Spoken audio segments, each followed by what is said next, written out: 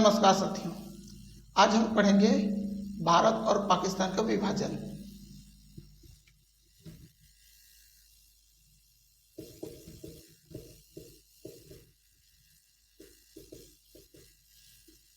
पाकिस्तान विभाजन। अब भारत और पाकिस्तान विभाजन क्यों हुआ? हम एक प्रश्न करते हैं, क्यों हुआ? तो लोग कहते हैं अंग्रेजों की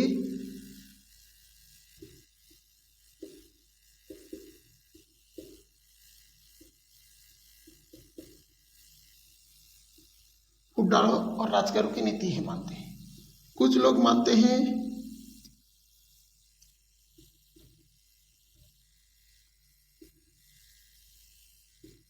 सांप्रदायिकता, कम्युनिकेशन। अब सांप्रदायिकता क्या है? तो हिंदू एंड मुस्लिम सांप्रदायिकता मानते हैं। कुछ मानते हैं सत्ता हुई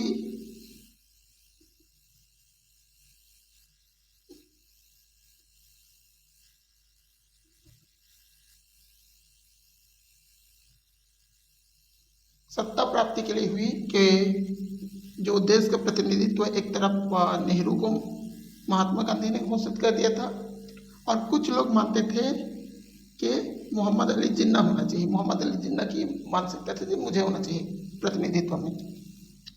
इन सारे कारणों से भारत और पाकिस्तान का विभाजन हुआ। फूट डालो राज करो, सांप्रदायिकता का विकास के एक कंसेप्ट बढ़ गया लोगों के बीच में कि भारत देश जो हिंदू बहुलक वाला देश है तथा यहाँ पे जो मुस्लिम हैं वो अल्पसंख्यक है। तो उस समय एक ऐसी ही रणनीति आई कि जब भारत अगर एक देश बनेगा तो जो मुसलमान हैं मुसलमानों के साथ क्या होगा? भेदभाव होगा, और तथा वो अपनी विकास नहीं कर सकते। यही कारणों से भारत का विभाजन हुआ। हम देखते हैं फूट डालो और राज करो नीति कि कोई भी चीज़ जब होता है तो वह डायरेक्ट नहीं होता है, उसके होने का आरंभ पहले से चालू रहता है। जैसे कि अगर किसी व्यक्ति का तबीयत खराब होगा, सीरियस वाली बात चल रही है, तो अचानक से नहीं होगा, पहले उसको कुछ कुछ उस बीमारी के लक्षण दिखने आरंभ हो जाएंगे। तो यही चीज़ें हैं कि जो विभाजन है वो यहाँ से आरंभ हो गया था, फूट डालो राज करो। अब ये फूट डालो राज करो का मतलब क्या है कि जितने भी नीतियाँ बनी ईस्ट इंडिया कंपनी द्वारा या फिर ब्रिटिश राज द्वारा, पॉलिसी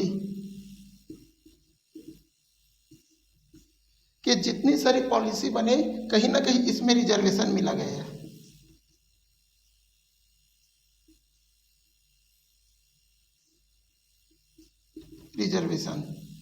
रिजर्वेशन दिया गया किनको? मुस्लिम को रिजर्वेशन दिया गया। और मान के चले दलित है और सिख है और क्रिश्चियनिटी, इनको भी मिला गया रिजर्वेशन, लेकिन मुसलमानों को अलग से दिया गया। अब समझते हैं, जैसे चुनाव हुआ,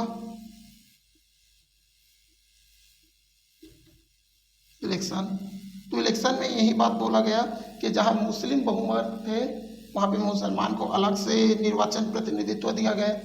तो ये सारी चीज़ें हैं। साथ ही साथ कुछ अहदे देखते हैं, उन अहदों में भी मुसलमानों का प्रतिनिधित्व ज़्यादा रहा। अब वास्तविकता पे आते हैं। सांप्रदायिकता का मतलब होता है जहां सत्ता प्राप्ति के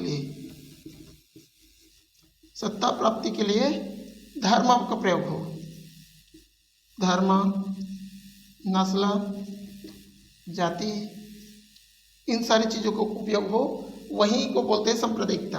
सांप्रदायिकता का मतलब लोग ये समझते हैं कि हिंदू मुस्लिम। सांप्रदायिकता का मतलब हिंदू मुस्लिम नहीं। सांप्रदायिकता का अर्थ यही होता है कि राजनीतिक सत्ता प्राप्ति करने के लिए धर्म, नस्ल, जाति, इन सारों का उपयोग होता है, वही क्या है? सांप्रदायिकता। तो आज अगर हम देखें तो भारत में सांप्रदायिकता देखने को हमें मिलती है। अब उसके बाद में देखते हैं सत्ता प्राप्ति के लिए। कहीं ना कहीं अगर हम देखें तो श्रेष्ठ अगर देखें सीनियरिटी के तौर पे,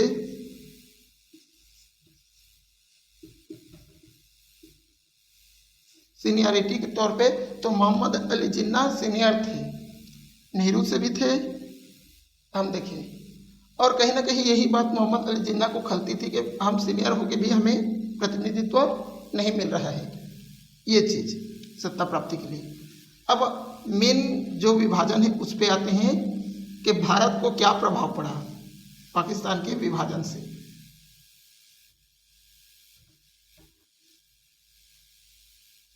तो हम देखते हैं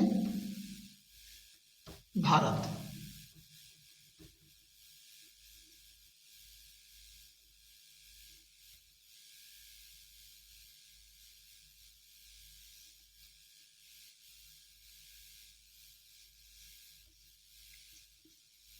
ये भारत, ये ऐसे नहीं था, ये ऐसे था, ऐसे था भारत।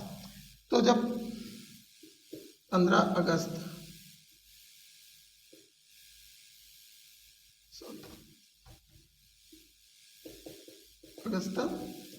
1947 को भारत आज़ाद हुआ और 14 अगस्त को पाकिस्तान एक मुल्क बना। तो मुल्क बनने से पहले कुछ कुछ योजनाएं हैं, अब उन योजनाओं को देखते हैं। तो पहले देखते हैं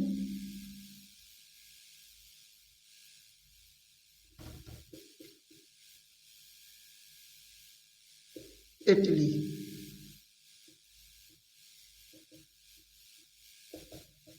मंत्री ब्रिटेन में इटली प्रधानमंत्री बने और उन्हें आश्वासन दिया कि हम भारत को क्या कर देंगे, स्वतंत्र कर देंगे। और ये कौन से थे, लेबर पार्टी से। इटली कौन से थे, लेबर पार्टी से थे। फिर लॉर्ड जो वेवेल है, इनके स्थान पे कौन आया, लॉर्ड माउंटबेटन।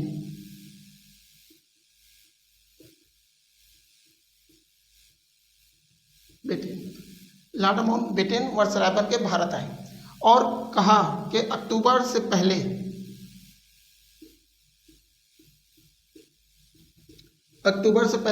भारत को स्वतंत्र कर देना है। तो भारत शासन अधिनियम 1947 लागू होता है।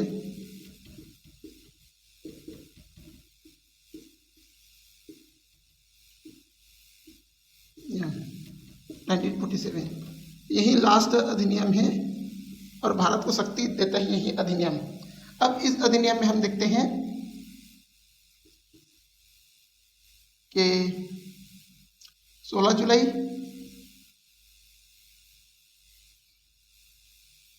और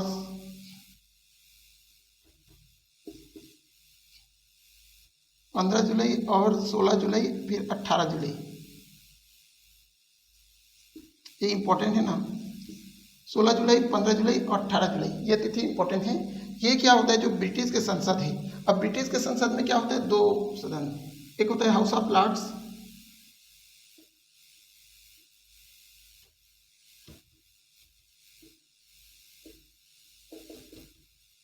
ब्रिटेन, हाउस ऑफ लॉर्ड्स और हाउस ऑफ कॉमन्स, ऐसे दो सदन होते हैं। तो ये दो सदनों में पारित हुआ। फिर 18 जुलाई को डायरेक्टर जो वहाँ के राजा है उनके द्वारा सील मार के अधिनियम बना दिया कि भारत को स्वतंत्र करना है।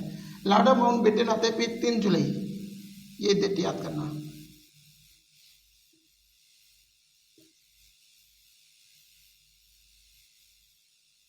तीन जुलाई 1947 को भारत और पाकिस्तान का विभाजन होगा और सीमा के समस्या के लिए, अब ये बाउंड्री है तो बाउंड्री की समस्या के लिए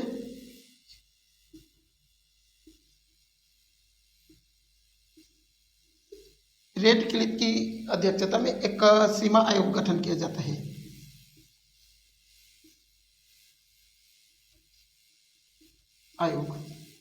सीमा आयोग गठन किया जाता है और उसी को रेडली प्लेन बोलते हैं, ये वाला क्षेत्र को। इस प्रकार भारत का विभाजन होता है। अब भारत के विभाजन में एक चीज हम देखते हैं महत्वपूर्ण, कि विभाजन हुआ तो कौन कौन से क्षेत्र पाकिस्तान में गए और कौन कौन से क्षेत्र भारत में रुके। तो हम देखते हैं कि उस समय भारत बहुत बड़ा था।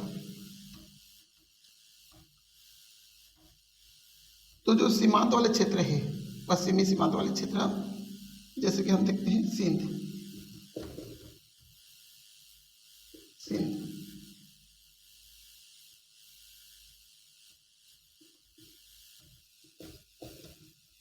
सिंध, बलूचिस्तान, ये वाले क्षेत्र पाकिस्तान में जाते हैं। और जो पश्चिमी पंजाब है,